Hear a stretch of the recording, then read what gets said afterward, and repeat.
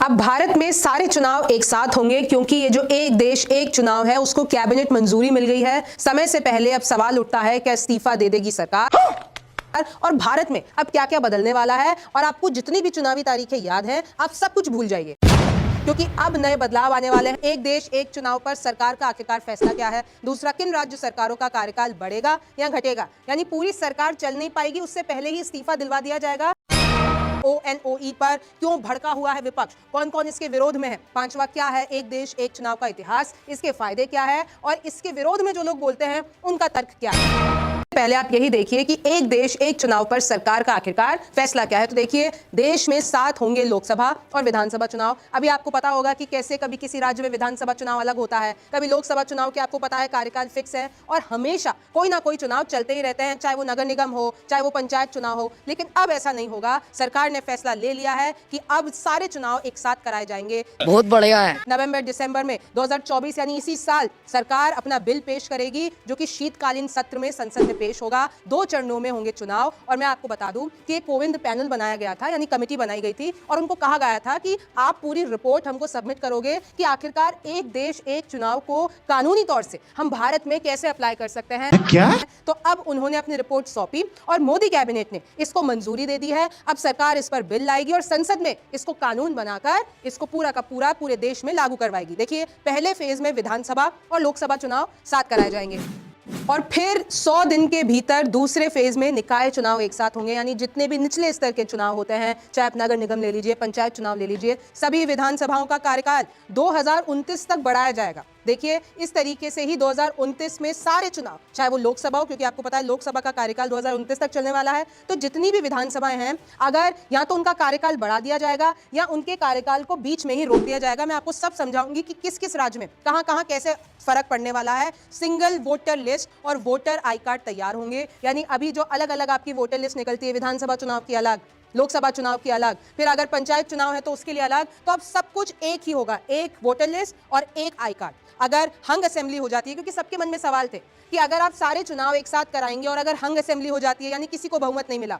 और या फिर नो कॉन्फिडेंस मोशन आ जाता है, तो उस पर क्या होगा। तो देखिए, उस पे इस पूरी की पूरी रिपोर्ट का ये कहना है कि जो भी बचा हुआ कार्यकाल होगा, आपको पता है 5 साल का कार्यकाल होता है, चाहे आप विधानसभा ले लीजिए चाहे आप लोकसभा ले लीजिए, तो जो बचा हुआ कार्यकाल होगा उसके लिए नए तरीके से फ्रेश इलेक्शंस करवाए जाएंगे। देखिए, आधे से ज्यादा राज्यों की मंजूरी इसमें जरूरी होगी ये करवाने के लिए, क्योंकि इसमें बहुत सारे कानूनी पेंच भी है। आपको संविधान में भी कुछ अमेंडमेंट्स करने पड़ेंगे, उसके बाद ही आप ये लागू कर सकते हो। और जब आप ये कराओगे, यानी सारे चुनाव अगर आप एक साथ करा लेते हो, तो उपकरणों, जनशक्ति और सुरक्षा बलों की एडवांस प्लानिंग करनी पड़ेगी। और आपको पता है कि एक ही बार में पूरे देश में जब ये होगा तो आपके लिए प्लानिंग और ज्यादा महत्वपूर्ण हो जाती है। और सबसे ज्यादा काम इसमें इलेक्शन कमीशन का रोल इसमें सबसे महत्वपूर्ण होगा। 18 संवैधानिक बदलाव का सुझाव दिया गया है इस रिपोर्ट में। 7 देशों की चुनावी प्रक्रिया पर पूरी की पूरी रिसर्च हुई है और वो 7 देश ये है, देखिए, स्वीडन, बेल्जियम, जर्मनी, दक्षिण अफ्रीका, इंडोनेशिया, फिलीपींस और जापान। इन सब 7 देशों की स्टडीज की गई है और उसके हिसाब से पूरी रिपोर्ट बनाई गई है। दूसरे पॉइंट पे आ जाते हैं, किन राज्य सरकारों का कार्यकाल बढ़ेगा या फिर घटेगा। तो देखिए, संविधान में अनुच्छेद 82A जोड़ा जाएगा। मैंने आपको पहले ही बता दिया है कि संविधान के साथ आपको बहुत सारे छेड़छाड़ करने पड़ेंगे, उसके बाद ही आप ये पूरा का पूरा देश में अप्लाई कर सकते हो। 1 नेशन 1 इलेक्शन। सभी विधानसभाएं 2029 तक खत्म हो जाएंगी।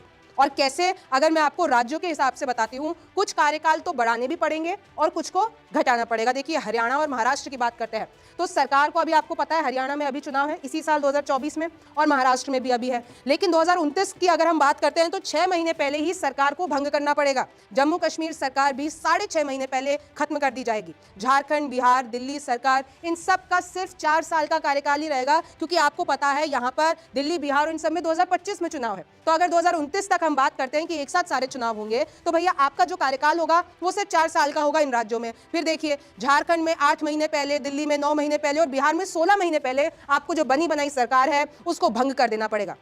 2026 में बंगाल, तमिलनाडु, असम, केरल, पुडुचेरी में चुनाव है। तो अगर आप 2029 के हिसाब से कैलकुलेशन करते हैं तो विधानसभा का कार्यकाल सिर्फ 3 साल ही रहेगा।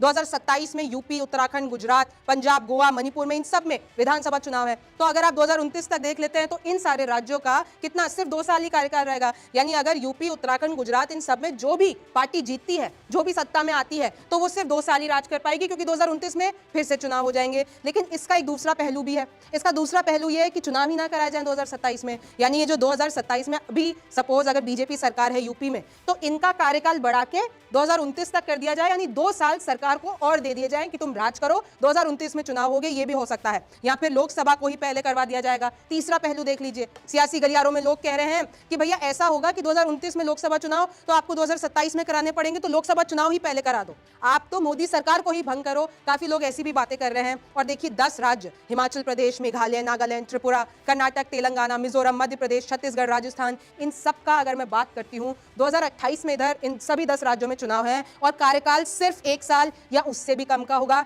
या फिर इधर भी हो सकता है कि 2028 में ना करवा के 2029 में चुनाव करा दे और जो अभी की सरकार है उनका कार्यकाल बढ़ा दिया जाए।